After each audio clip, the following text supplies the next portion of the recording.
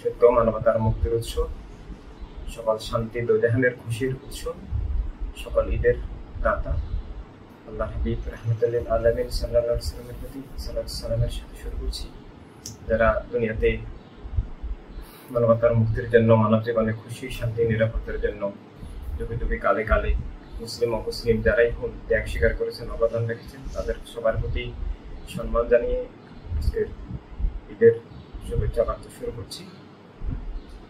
সম্মানিত দর্শকবৃন্দ, আসসালামু আলাইকুম রহমতুল্লাহ। ঈদ খুশি, ঈদ নিরাপত্তা, ঈদ শান্তি। কিন্তু আজকে আমরা সময়ের এমন এক কঠিন অবস্থায় পৌঁছেছি যখন আসলে শান্তি নাই, খুশি নাই, নিরাপত্তা নাই, অধিকার নাই, স্বাধীনতা নাই। আজকে আমরা ইসলাম এবং অন্যান্য ধর্মের নামে অধর্ম উগ্রবাদী, জঙ্গিবাদী যে অপরাজনীতির, স্বৈর রাজনীতির দল এবং মানবতা বিরোধী, জীবন বিরোধী, বস্তুবাদী, চেতনা ভিত্তিক, বস্তুবাদী, জাতীয়তাবাদী, উগ্র, হিংস্র, পাশবিক রাজনীতির শিকার বাংলাদেশ এবং সারা দুনিয়ায় জুলুম, অবিচার, শোষণ, পার্শ্বতা চলছে। বিশেষভাবে গাজা ফিলিস্তিনি ব্যাপক গণহত্যা চলছে। শিশুদেরকে, মাদেরকে হত্যা করা হচ্ছে, ঘরবাড়ি ধ্বংস করা হচ্ছে। তাদের খুশি পালানোর কোনো সুযোগ নাই। আমরা অখণ্ড মানবতায় বিশ্বাস করতে হবে। সব মানুষের সুখ দুঃখ আমাদের সবার একাকার বিষয়। মুসলিম মিল্লাত আমরা ইমানি ভাই বোন।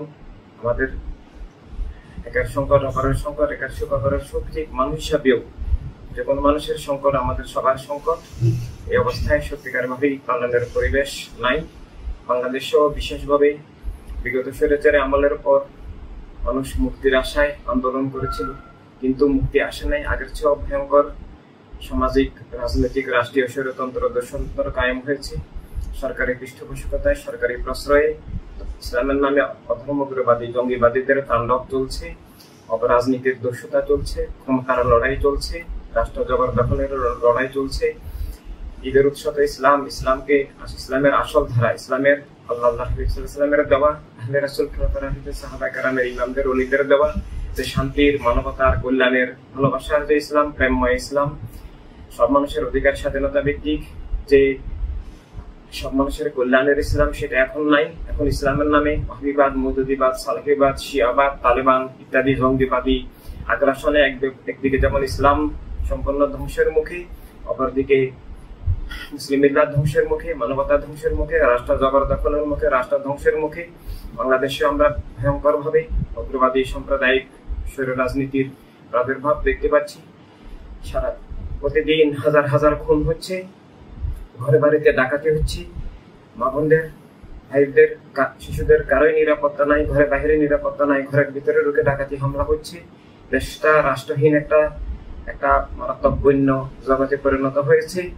এভাবে আগামী ভবিষ্যৎ আর আচ্ছন্ন হওয়ার আশঙ্কা দেখা দিয়েছে। শত শত কলকারখানা রাজনৈতিক কারণে, রাজনৈতিক বিদ্বেষে বন্ধ করে দেওয়া হয়েছে। শিল্প কারখানা ধ্বংস হয়ে গেছে। লক্ষ লক্ষ কর্মজীবী মানুষ বেকার। এই রমজানের মধ্যে পর্যন্ত বিভিন্ন রাজনৈতিক বিদ্বেষে, দলীয় বিদ্বেষে রাষ্ট্রকে অফিস, আদালত, কলকারখানা, ব্যাংক দলীয়করণ করা হচ্ছে, যেখানে হাজার হাজার লক্ষ লক্ষ ভাই বোনকে চাকরিচ্যুত করা হচ্ছে। ঘরে ঘরে হাহাকার।